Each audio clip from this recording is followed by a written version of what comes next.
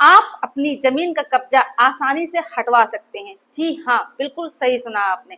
1 जुलाई 2024 से नया कानून लागू हो गया है और नए कानून के तहत बहुत सारी चीजों में बदलाव आया है।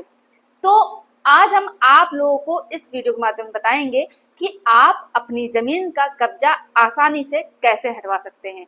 तो पूरी जानकारी के लिए वीडियो को पूरा अंत तक देखना है, बिल्कुल भी स्किप नहीं करना है, तभी आप लोगों को अच्छे से जानकारी समझ में आएगी।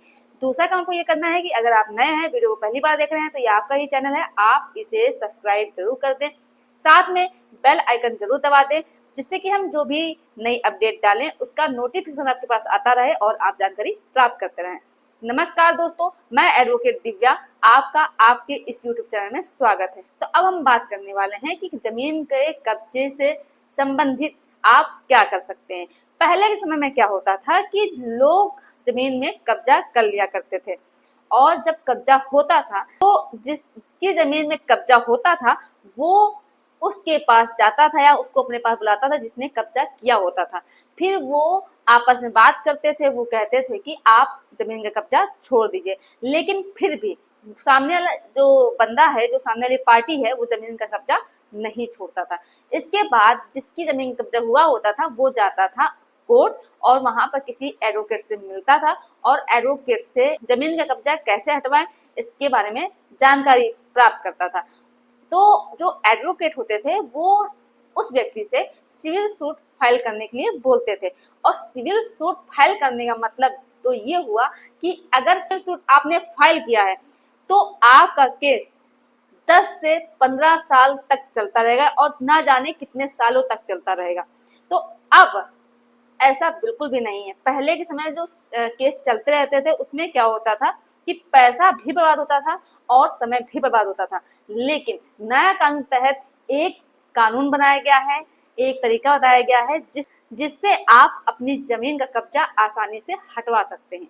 तो आपको बता दें कि नया कानून तहत जो एसडीएम है उनको एक पावर दी गई है कि वो अगर आपकी जमीन में किसी ने कब्जा कर लिया है तो वो हटवा सकते हैं। तो आपको करना क्या है, आपको अपने तहसील में एसडीएम को एक एप्लीकेशन देनी है। उसमें आप अपना नाम, अपने पिताजी का नाम, पता व आपकी जमीन कहाँ है, काटा संख्या क्या है, सारी चीजें जो भी जमीन से रिलेटेड डिटेल्स हैं वो भरनी है, यानी कि एप्लीकेशन में लिखनी है और एसडीएम के यहाँ जाकर के दे देनी है। इसके बाद क्या होगा कि जो एसडीएम होंगे वो दोनों पार्टियों को कोर्ट बुलाएंगे, एक तारीख देंगे जिसमें दोनों पार्टियों को जाना रहेगा, साथ में सरपंच को भी बुलाया जाएगा। इसके बाद दोनों पार्टियों को बुलाने के बाद उनसे ये चीज बोला जाएगा कि आप लोग अपने जमीन के कागजात लेके आइए।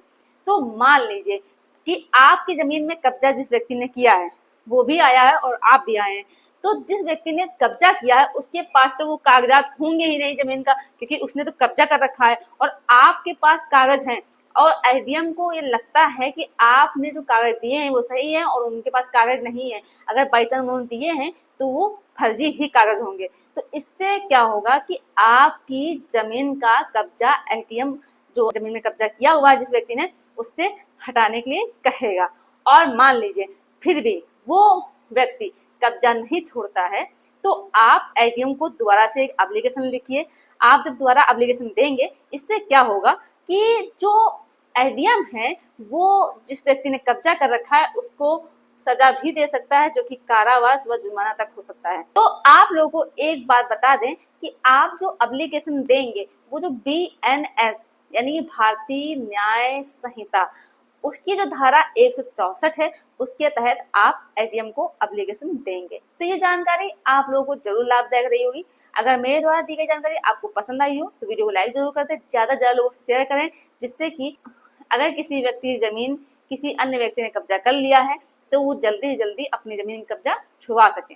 तो अगर अभी भी आपने चैनल को सब्सक्राइब नहीं किया है तो प्लीज चैनल को सब्सक्राइब जरूर कर दें। धन्यवाद।